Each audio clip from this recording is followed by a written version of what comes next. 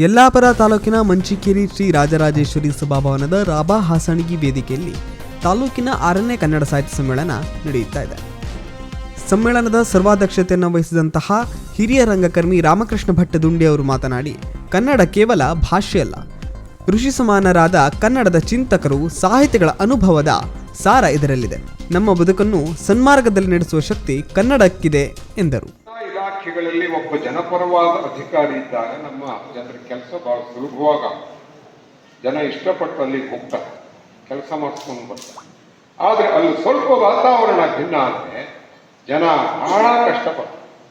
ಒಂದೊಂದು ಕೆಲಸಕ್ಕೆ 8 ದಿನ 10 ದಿನ ಆಫೀಸಿಗೆ ಹರಿದಾಡ್ತಾರೆ. ಇಂಥ ಪರಿಸ್ಥಿತಿ ಈ ತಾಲೂಕಿನಲ್ಲಿ.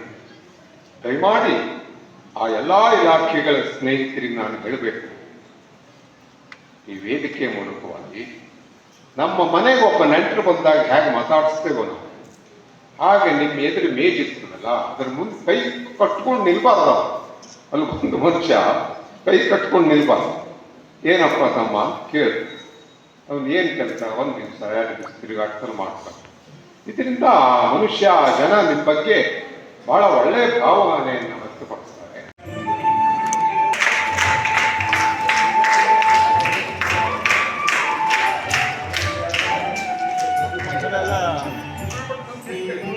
ವೀಕ್ಷಕ ಮಹಾಪ್ರಭುಗಳೇ, ನಮ್ಮ ಚಾನಲ್ ಅನ್ನು ಸಬ್ಸ್ಕ್ರೈಬ್ ಮಾಡಿ, ಶೇರ್ ಮಾಡಿ, ಪ್ರೋತ್ಸಾಹಿಸಿ.